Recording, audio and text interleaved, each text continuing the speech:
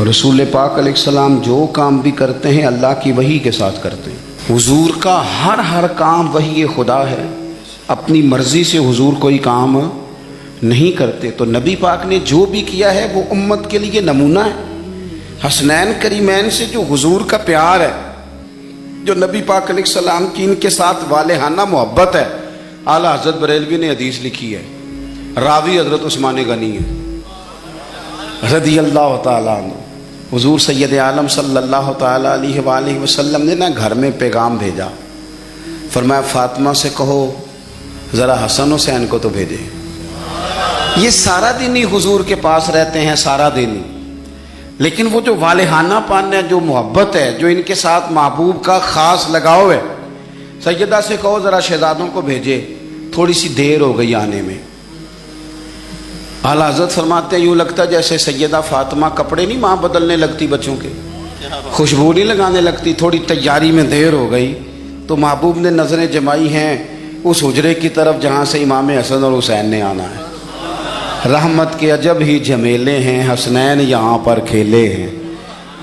تو دونوں شہزادوں جب دروازہ کھلا تو حضرت عثمان غنی کہتے ہیں بچے جب نکلے نا دونوں، تو یہ کوئی 10 15 50 100 میل دور سے تھوڑی آ رہے ہیں، تو یہیں رہتے ہیں۔ محبوب کے قرب خاص میں انہیں سایہ کرم ہر وقت نصیب ہے، لیکن نبی کریم علیہ السلام کا جو والہانہ پن ہے، جو ان کے ساتھ حضور کا رشتہ محبت ہے، جیسے ہی دونوں شہزادے آئے، حضرت عثمان غنی فرماتے ہیں محبوب نے مقدس گھٹنے زمین پہ رکھ دیے اور دونوں بازو کھول دیے۔ ایک شہزادہ اس سینے سے لگ گیا اس کندھے سے، ایک اس کندھے سے لگ گیا۔ اور پہلے بھی حضور پیار کرتے تھے، پر آج تو رخ ہی بدل گیا بات کا۔ اللہ کے پیارے حبیب علیہ الصلوۃ والسلام فرمانے لگے اے اللہ، یہ دونوں شہزادے کندھے سے لگے ہوئے، حضور فرمانے لگے اے اللہ میں ان دونوں سے محبت کرتا ہوں، تو بھی ان سے محبت فرما۔ اور کہا اے اللہ جو میرے حسن حسین سے محبت کرے تو ان سب سے محبت فرما، تو ان سب سے پیار کر جو میرے حسنین سے پیار کرے۔ اللہ کے پیارے محبوب علیہ السلام کی محبت جب حضور کو، بھائی جس چیز کی طرف محبوب نے ایک دفعہ دیکھا ہے نا، وہ غار ثور میں حضور ایک دفعہ گئے ہیں، 3 دن قیام کیا ایک دفعہ گئے، تو ہمارا تو کئی بار جانے کو دل کرتا ہے۔ جہاں حضور تھوڑی دیر قیام فرمائیں اس جگہ سے پیار ہو جاتا ہے، اور جن شہزادوں سے حضور اس والہانہ انداز میں پیار کریں، ان کی محبت، ان کا پیار ہمارے دلوں میں ہونا چاہیے، اور کچھ نہ ہمارے جذبات ہونے چاہیے، کچھ ہمارے جذبات میں والہانہ پن ہونا چاہیے ان شہزادوں کے لیے۔ آج کل نا ہمارے ہاں دور ہے تقریروں کا، پوسٹیں لگانے کا، اپنی اور ویسے بھی جو ہم لکھ رہے ہوتے ہیں، جو بول رہے ہوتے ہیں، وہ اپنے لیے نہیں ہوتا الا ماشاءاللہ، وہ تو سامنے والے کے لیے ہوتا ہے۔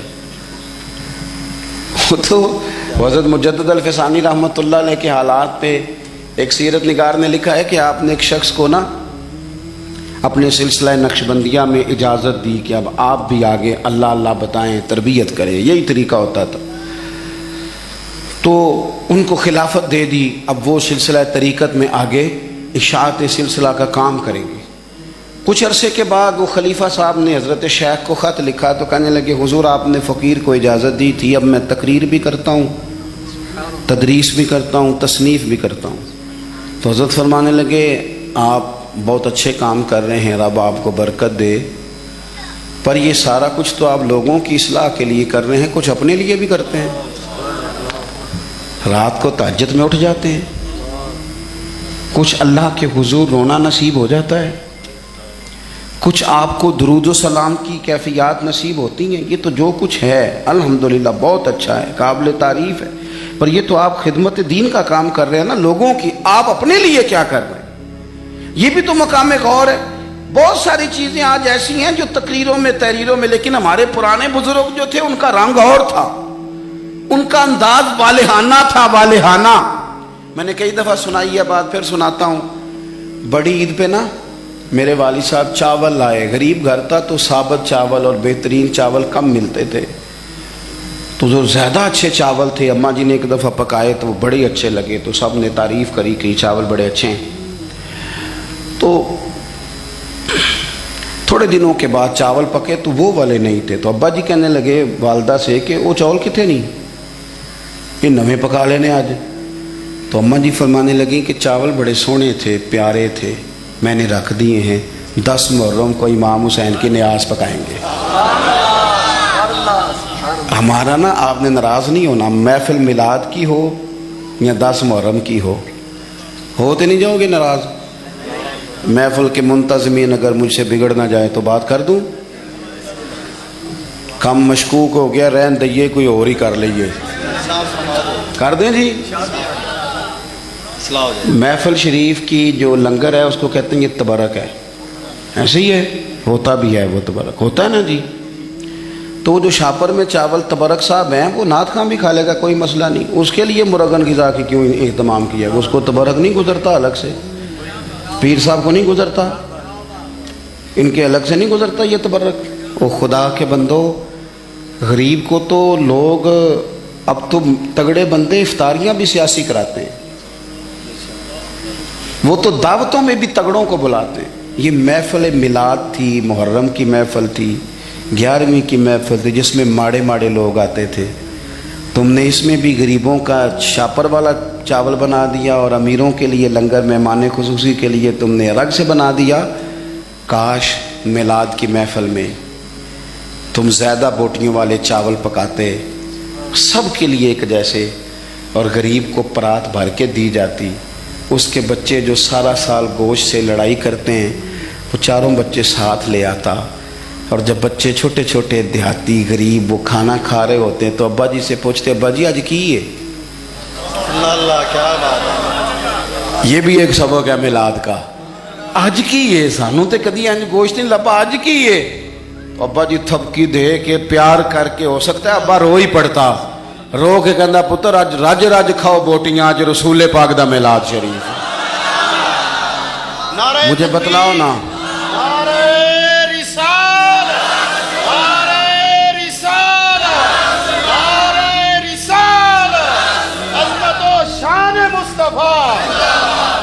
دیکھو نا، میں آپ بڑا اہتمام کیا آپ نے، آپ بڑے پیارے لوگ ہیں، پر میری ڈیوٹی لگائی ہے نا آج آپ نے سمجھانے کی۔ دیکھو بچے کے ولیمے پر جس ترتیب سے محنت کر کے ہم لنگر کا بندوبست کرتے ہیں، ڈھونڈ کے نائی، ڈھونڈ کے کسائی، ڈھونڈ کے، امام حسین کے نیاز پہ بھی اسی طرح ہی کرتے ہو، میلاد پہ بھی اسی طرح ہی کرتے ہو، یہی کام کرتے ہو۔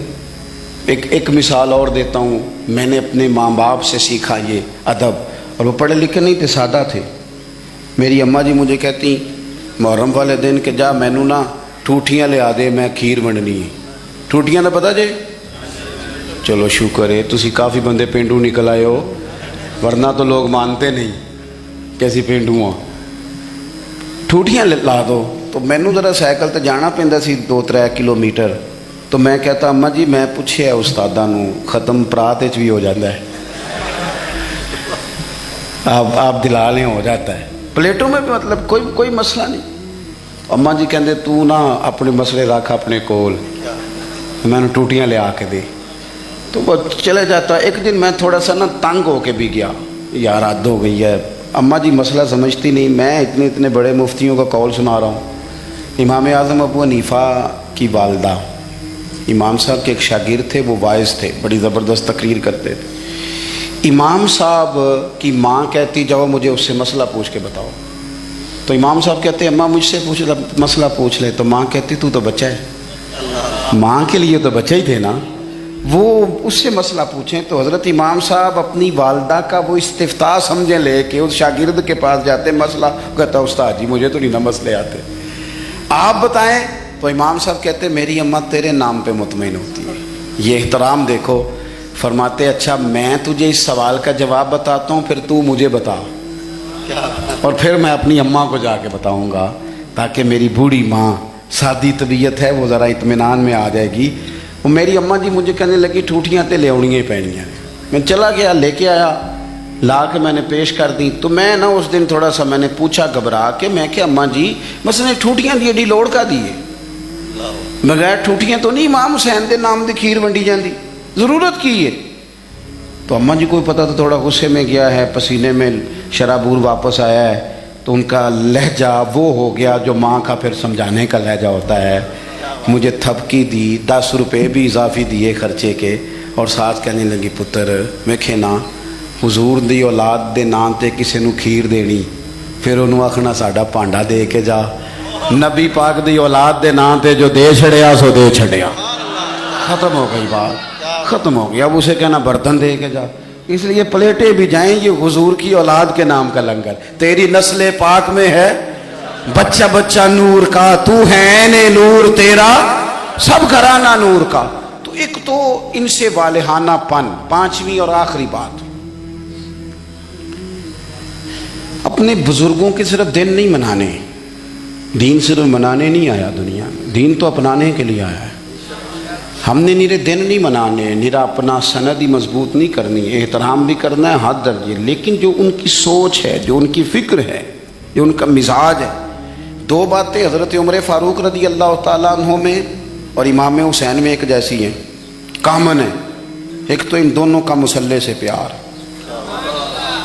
100 رکعت نماز نفل پڑھتے تھے حضرت سیدنا امام حسن اور حسین فرضوں کے علاوہ۔ جو 5 بھی پوری نہیں پڑھتا وہ کہتا ہے مجھ سے بڑا امام حسین کا محب بھی کوئی نہیں۔ 5 آپ دیکھیں نا، 9-10 محرم کی درمیانی رات یزید کی فوجوں نے جب کہا کہ حسین یا جنگ یا بیعت، 2 ہی باتیں، تو امام حسین رضی اللہ تعالیٰ عنہ فرمانے لگے ایک رات کی مہلت دے دو، صبح بات کریں گے۔ وہ چلے گئے۔ حضرت عباس رضی اللہ تعالیٰ عنہ عرض گزار ہوئے، حضور جو فیصلہ آپ نے صبح کرنا ہے مجھے تو ابھی اس کا پتہ ہے، بیعت تو آپ نے کرنا نہیں، تو آپ یہ سوچیں گے پتہ نہیں کوئی گنجائش نکالنے لگے ہیں، یہ عجیب سے لوگ ہیں، آپ نے رات کیوں لی؟ تو امام حسین فرمانے لگے عباس تیرا کیا خیال ہے، میں نے سوچنے کے لیے رات لی ہے۔ حضور کس لیے؟ تو فرمانے لگے تجھے پتہ ہے نا مجھے مصلی سے بڑا پیار ہے، تجھے پتہ ہے نا مجھے اللہ کی بارگاہ میں سجدہ کرنا کتنا سکون دیتا ہے، صبح میدان لگے گا، امید شہادت کی ہے، میرا دل کرتا ہے کہ رات رہ گئی ہے، رج رج کے اپنے رب کو سجدہ نہ کر لوں۔ امام علی مقام کے ماننے والوں کا سجدے سے پیار کیوں نہیں؟ عبادت ہم یقین کریں 1.5 گھنٹے کی باتیں، نیری گپ شپ، کوئی لینا دینا نہیں۔ یہ کون صاحب ہیں؟ کہتے ہیں یہ درویش ہوتے ہیں۔ اچھا جناب، درویش صاحب 1.5-2 گھنٹے گپ شپ لگائی، ادھر کی ادھر کی، فلانے کی اس کی اس کی کہانیاں سنائی، نماز کا ٹائم ہوا تو کہتے ہیں مولویوں کا کام ہے۔ خدا سے ڈر، تو کس طرح کے لوگوں کی طرف ہم نے توجہ کر لی ہے۔ حضرت فاروق اعظم، حضرت عثمان غنی نے نا حضرت عمر کے وصال کے بعد ان کی ایک بیوہ سے نکاح کیا۔ خاتون عرض کرنے لگی حضور میں تو بڑھاپے کی طرف میرا سفر ہے، کسی خدمت کے قابل نہیں، تو میرے ساتھ نکاح سمجھ میں نہیں آیا۔ فرمانے لگی خدمت کے لیے نکاح نہیں کیا، میں عمر کی عبادت سے بڑا متاثر ہوں۔ اتنی محنت، اتنی جد و جہد، اتنی خلافت کی پابندیاں، اتنے کام کے باوجود مصلی پہ بیٹھتے ہیں تو مزہ آ جاتا ہے۔ فرمانے لگے میں نے انہیں مسجد میں رج کے سجدے کرتے دیکھا ہے۔ تجھ سے نکاح اس لیے کیا ہے کہ آپ مجھے بتائیں گی کہ سیدنا عمر گھر کی 4 دیواری کے اندر اپنے رب کو کس طرح یاد کرتے، مجھے بتائیں۔ یہ سجدوں سے دلچسپی، عبادتوں کا شوق، تلاوتوں کی لذت، درود و سلام کا ذائقہ، ہماری نا روحانی زندگی موبائل نے بڑی بے آباد کر دی ہے۔ 10 منٹ ملے نہیں تو موبائل کھولا نہیں۔ جو سب سے ضروری اور اہم کام تھا وہ تو یہ تھا کہ 10 منٹ ملتے تھے، صحابہ کو وہ نفل نیند لیتے تھے، اللہ کے ولی درویش وہ اللہ اللہ کرنے کو ترجیح دیتے تھے، مزاج نہیں۔ ایک تو یہ بات اچھی طرح باندھ لیں امام علی مقام سے محبت کرنے سیدنا فاروق اعظم سے، اور دوسری بات یہ کہ باطل سے کبھی سمجھوتا نہیں، باطل کے لیے گنجائش نہیں۔ ہم مختلف حکمتیں، مختلف مصلحتیں، مختلف کہانیاں چھیڑ کے باطل کے لیے گنجائش پیدا کرتے ہیں۔ ہم یا آپ دیکھ لیں ہمارے ملک میں کیا ہو رہا ہے۔ وہ ایک دوست آئے تھے میرے پاس جمعے سے 4-5 دن پہلے، بزرگ بندے کبھی کبھی آ جاتے ہیں، تو مینوں کہنے لگے پیر صاحب میں بھلا کی ہو رہا ملک وچ؟ میں کہ جی سب دے سامنے ہی ہے. فرمان لگا جدوں بچپن چ کھیڈی دا سی نا تے کھیڈ دا ہار جیت دا نتیجہ نہ منن دا ارادہ ہوندا سی تے ادوں آکھی دا نہیں دوبارہ کرو تساں رود ماریا ہے. کہتے ہیں یہی کچھ ہو رہا ہے صبح و شام. اور آپ دیکھیں مذاق اتنا زیادہ ہے. اب تو باہر کے ممالک ہمیں کہتے ہیں کہ کس طرح کے لوگ ہو تم. مذاق نہیں کسی کے ساتھ ہو رہا ہوتا صبح و شام, مذاق ہو رہا ہے. حد ہو گئی. یعنی ایک بندہ اٹھا اس نے کہا میں ہر بندے کو روٹی کپڑا اور مکان دوں گا, اس پر اس نے حکومت قائم کر لی. ہوئی کہ نہیں آپ کے ملک میں؟ پھر دیا اس نے سب کو روٹی کپڑا اور مکان. پھر ایک اٹھا تو اس نے کہا قرض اتارو ملک سنوارو. لوگوں نے, عورتوں نے, خواتین نے, بچوں نے اپنے کانوں سے اتار اتار کے بالیاں بیویوں نے دے دی. پھر اتر گیا قرضہ ملک کا. پھر ایک تیسرے صاحب آ گئے, کہا میں کرپشن ختم کر دوں گا. پھر کرپشن زیادہ لوگوں کو ٹکٹیں دے دی, ان کو منسٹر بنا دیا. بیچاری قوم تو تمہارے جھوٹے سچے نعروں کے پیچھے لگ جاتی ہے, لیکن رب کریم کی بارگاہ کو کیا جواب دو. میرے پاس آپ یقین کریں لوگ آتے ہیں ہمارے پاس نا, خانقاہوں, آستانوں, مساجد میں لوگ نیک آدمی سمجھ کے آ جاتے ہیں دعا کرانے. وہ پھر اپنا دکھ بھی سنا کے جاتے ہیں. لوگوں کی تکلیفیں سنی نہیں جاتی. یہ جتنے سیاسی تبصرے ہیں یہ اسی والے کمروں کے ہیں. امیر پیروں کا, وزیروں کا, تگڑے لوگوں کا عوام سے گیپ زیادہ ہو گیا ہے. عام آدمی کی دکھ نہیں سمجھ پا رہے ہم. لوگ غربت کی سطح سے نیچے زندگی گزار رہے ہیں. یار حد ہو گئی نا کہ ہم اس ملک میں رہتے ہیں جس میں ڈھیروں لوگ ایسے ہیں جنہیں صاف پانی نہیں ملتا پینے کا. صاف پانی کچھ نہیں, صاف پانی مل جائے.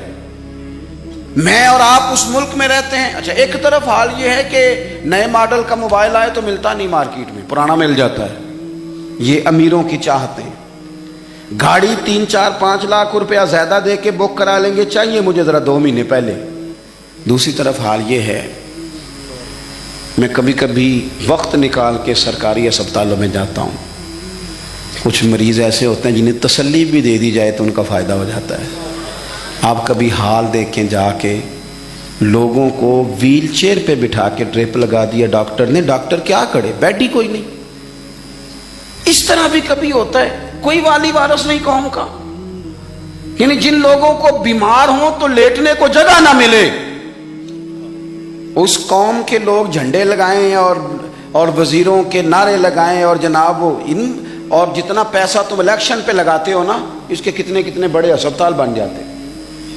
لیکن مزاج نہیں, طبیعت نہیں. حضرت امام حسن میں, سیدنا عمر فاروق میں یہ بات کامن تھی کہ باطل کے ساتھ کبھی صلح. یہ ہم نے غلط لوگوں کو سپورٹ کر کر کے باطل کو عروج دیا ہے, کبھی صلح نہیں. انہوں نے کہا جو باطل ہوتا ہے وہ بہرحال باطل ہوتا ہے.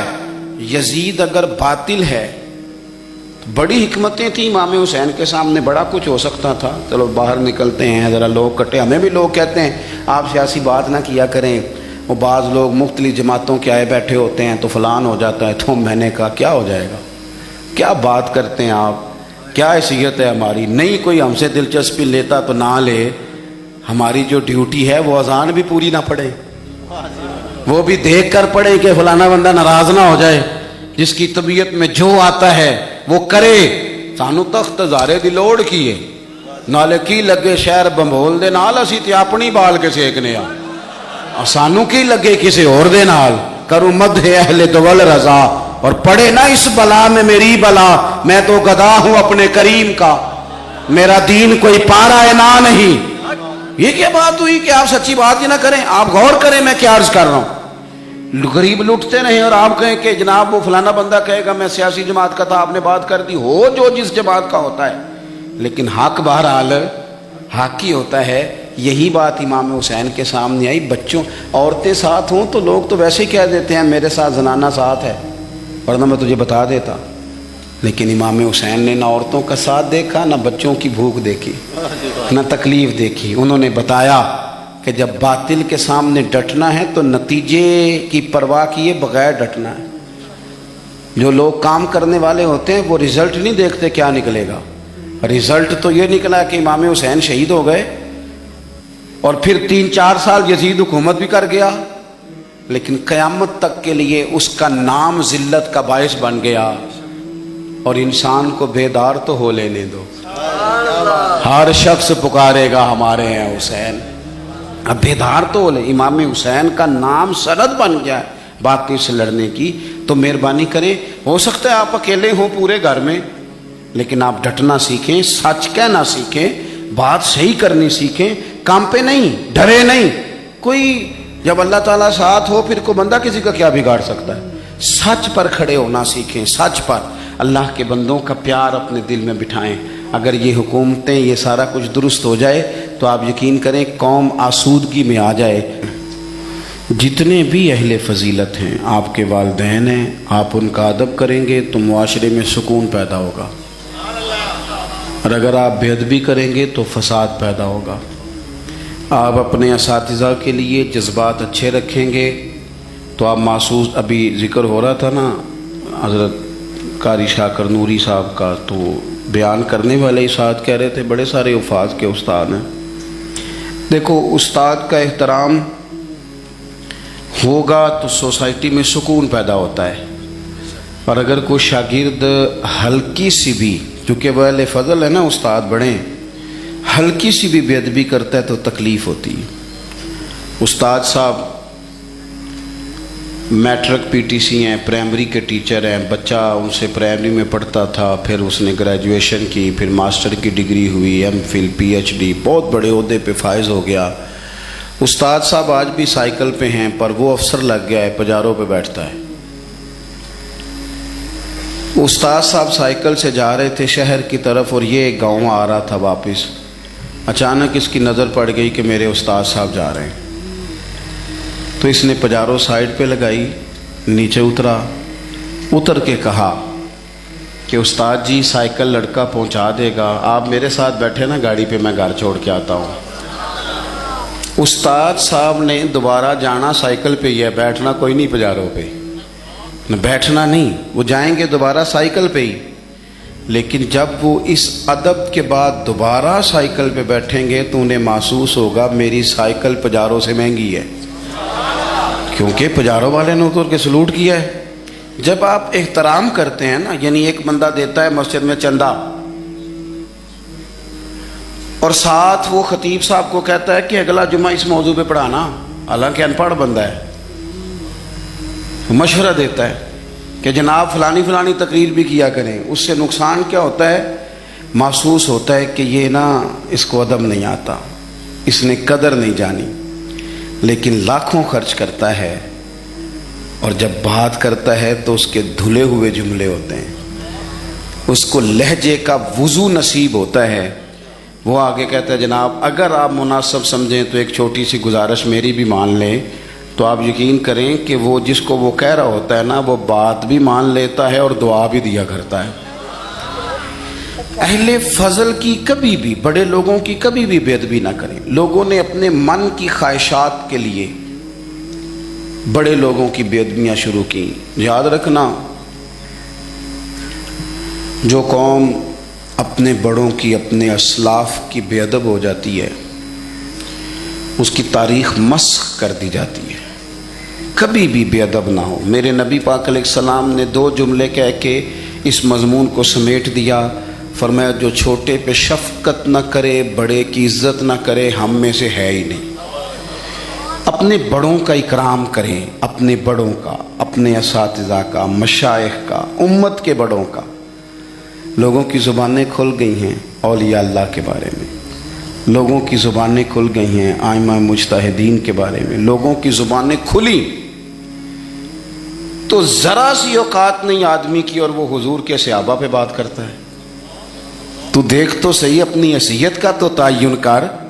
یہ تو وہ لوگ ہیں جنہیں چہرہ وضوحات دیکھ کر حضور کی نظر کرم نصیب ہوئی ہے, تو ان کے بارے میں بات کر رہا ہے. حضور کا ہر صحابی, دیکھو میں کیا کہہ رہا ہوں, اور آپ کبھی میرے جملوں پر غور کریں اور آپ میری باڈی لینگویج دیکھیں تو میں طاقت ایمان سے کہہ رہا ہوں, انشراح صدر سے کہہ رہا ہوں کہ مدینے والے کے ہر صحابی کا یہ مقام ہے کہ وہ آسمان ہدایت کے ستارے ہیں.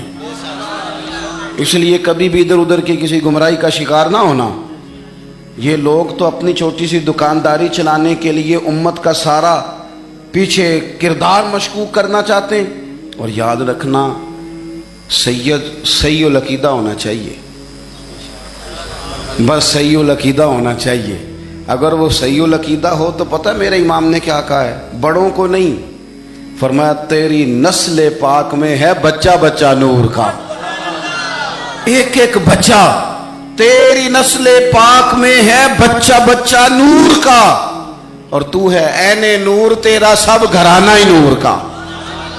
انہوں نے کہا تو بچے بچے کا احترام کریں گے، چھوٹے چھوٹوں کا ادب کریں گے. کیوں؟ اس لیے کہ حضور کی اولاد پاک ہے. ہم تو استاد کے بچے کا بڑا احترام کرتے ہیں، ہم تو شیخ کے بچے کا بڑا احترام کرتے ہیں، اور جو مدینے والے کی اولاد ہو اور رسلہ نال جو نیکی کریے تو نسلہ تاک نہیں بول دے. ہم کیسے بھول سکتے ہیں حضور کی اولاد پاک کا احترام؟ لیکن کوئی ضروری ہے کہ آپ صحابہ کا ذکر کریں گے تو اس میں آپ اہل بیت کی تنقیص شان معاذ اللہ کریں گے، اور آپ اہل بیت کا تذکرہ کریں گے تو وہ صحابہ کی شان گھٹائے بغیر مکمل نہیں ہوگا.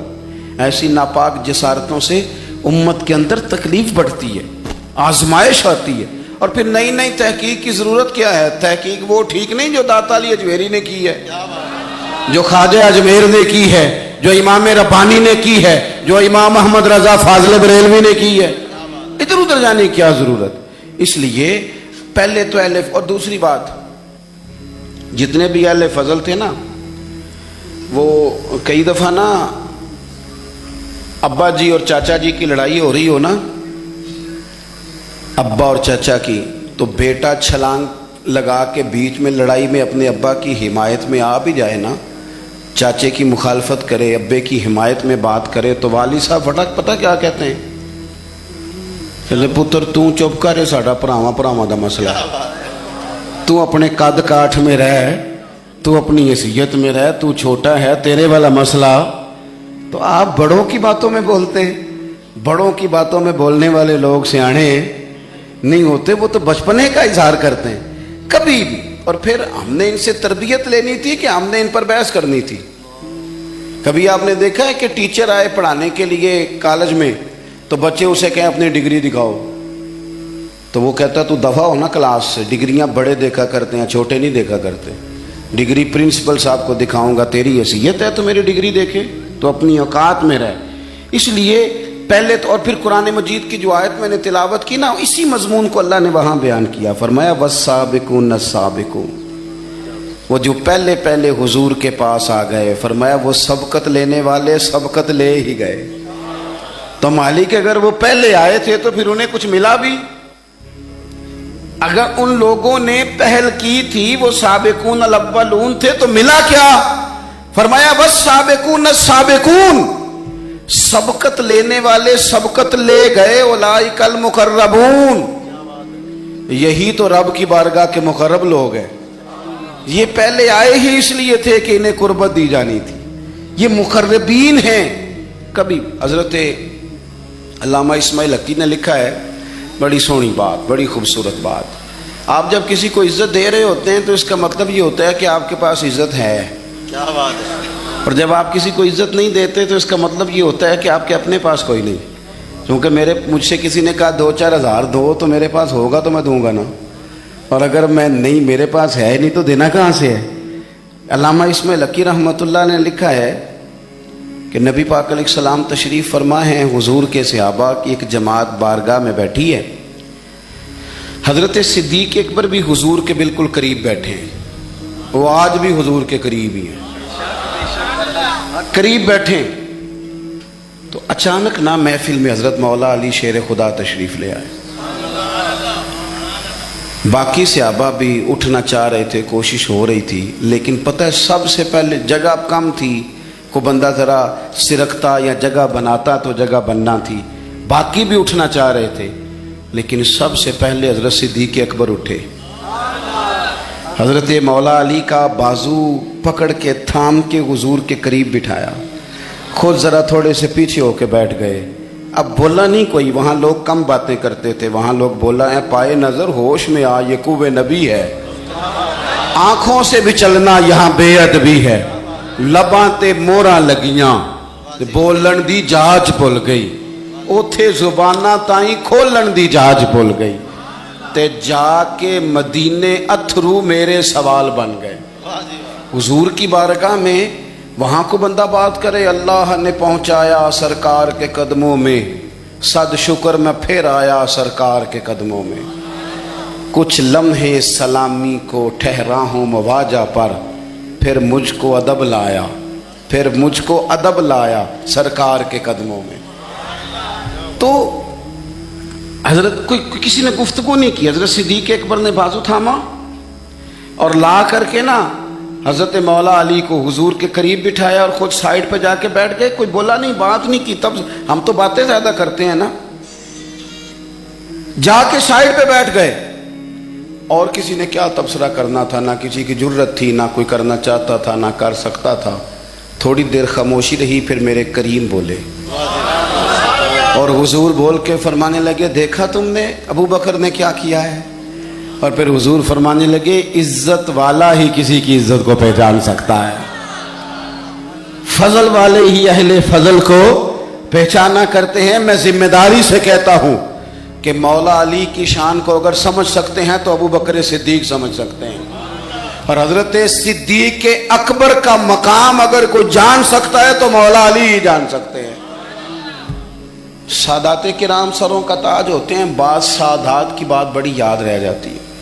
میں نے ڈائریکٹ تو نہیں سنا, میں نے اپنے بزرگوں سے سنا. خطیب الاسلام حضرت پیر سید فیض الحسن شاہ صاحب اہل و معار شریف والے, حضرت شاہ صاحب نے زیارت کی ہوگی تو ہم نے جی بار بار کی فرما رہے ہیں. تو شاہ صاحب سید تھے, بہت بڑا خاندان تھا. ان کے دادا کو چراغ ہند کہا جاتا تھا. حضرت پیر چندن شاہ بڑے لوگوں میں سے تھے, اکابرین میں سے. سلسلہ نقشبندیہ سے ان کا سلسلہ طریقت تھا, چورا شریف سے. تو بڑی باتیں سمجھا کے اس موضوع پر بڑی باتیں کر کے ایک بزرگ فرمانے لگے, ایک تقریر میں انہوں نے بات کی تو میں کئی راتیں روتا رہا کہ یار اس طرح بھی ہوتا ہے. کہتے ہیں وہ تقریر کرتے کرتے کرتے کرتے کرتے کرتے بولے, اور ان کا انداز تھا, لہجہ تھا, روب تھا, دبدبا تھا, تنتنا تھا. اپنی بات کو سمیٹتے ہوئے کہنے لگے چلو میں نے دلائل تمہیں دے دیے, عقلی نقلی باتیں تم تک پہنچا دی, اب میری ذاتی بات بھی سنو. کہنے لگے میں سید ہوں, پتر ہوں مولا علی کا, پر میں مرید ہوں ابو بکر صدیق کا. میں سیدنا ابو بکر صدیق کا مرید ہوں. وہ جس بزرگ نے مجھے بات بتائی ان کا سالوں سے تدریس سے رشتہ ہے. کہنے لگے ایک سید کے لہجے کا وہ حسن اور گفتگو کا وہ انداز. کہتے میں کئی راتیں روتا رہا. میں نے بڑی چیزیں پڑھی تھی اس عنوان پر, رحماء بینہم کے تحت بڑا کچھ پڑھا تھا, پر یہ انداز, یہ رنگ, یہ سچے لوگوں کا طریقہ تھا, دیانتدار لوگوں کا طریقہ تھا. انہوں نے اپنے ذوق کے ذریعے سے ہمیشہ قوم پر مثبت اثرات چھوڑے. اللہ ہمیں سمجھ عطا فرمائے. تو ایک تو کبھی بھی اہل فضل کی عزت میں کبھی بھی کمی نہ. آج ہم ذکر کر رہے ہیں نا امام حسین کا, امام حسین رضی اللہ تعالیٰ عنہ, میرے جیسے بندے کی تو زبان نہیں اس قابل نہیں کہ ان کا نام لے سکے. کہاں سیدنا امام حسن اور کہاں سیدنا امام حسین اور کہاں ہم لوگ. ہماری حیثیت ہے, ہم تو یہ تو وہ لوگ ہیں جن کا نام ذریعہ نجات ہے, جن کا تذکرہ ذریعہ نجات ہے. ان لوگوں کے ساتھ جب سے یہ بحث معاشرے میں بڑھی ہے نا, جب سے لوگوں نے شکوک بڑھا دی, آپ یقین کریں صحابہ اور اہل بیت کے ساتھ جو وارفتگی تھی نا لوگوں کی, وہ جو ذوق تھا, کسی کا بھی نام آتا تھا تو لوگ مچل جاتے تھے. اب تو کسی ایک کا ذکر شروع کرتے ہیں تو کانوں میں خارش شروع ہو جاتی ہے, لوگوں کو پریشانی ہونے لگتی ہے, پھر یہ فلانے کا تذکرہ ہونے لگا. بھئی آپ کیوں پریشان ہو رہے ہیں؟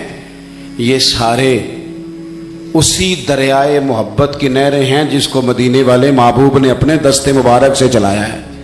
آپ کیوں یہ کام کرتے ہیں؟ کیوں انتشار کا سبب بنتے ہیں؟ نہ کریں جی, آپ کی مہربانی. اللہ آپ کو سلام. سب کو ایک جیسی گرمی لگ رہی ہے, ویسے تقریر کرنے والے کو تھوڑی سی زیادہ لگتی ہے باقیوں سے. ہاں, لیکن یہ کہ میں کیونکہ بہت سارے لوگ بیٹھے ہیں تو یہ مناسب نہیں لگتا مجھے بات کرنے دیں. اللہ آپ کو اس کا اجر دے اچھے ارادے اور اچھی نیت پر. آپ غور کریں جی میری بات پر. حضرت امام حسین رضی اللہ تعالیٰ عنہ یہ حضور کی اولاد پاک ہیں. पैरों को ना थोड़ी मिट्टी लग गई। उम्र जवानी की थी, दाढ़ी मुबारक सारी स्याह थी, काली थी। हज़रत अबू हुरैरा इनसे सालों बड़े थे, अमीरुल मोमिनीन फिल हदीस। हज़रत अबू हुरैरा ने देखा कि इमाम हुसैन के मुक़द्दस कदमों को मिट्टी लग गई। किसी से भी कहा जा सकता था ज़रा इमाम साहब की तवज्जो कराना, ये ज़रा मिट्टी उतार देना, लेकिन हज़रत अबू हुरैरा झट से उठे, अपनी पगड़ी खोली, उसका पल्लू लिया और हज़रत इमाम हुसैन के पैरों से मिट्टी साफ़ करनी शुरू कर दी। क्यों?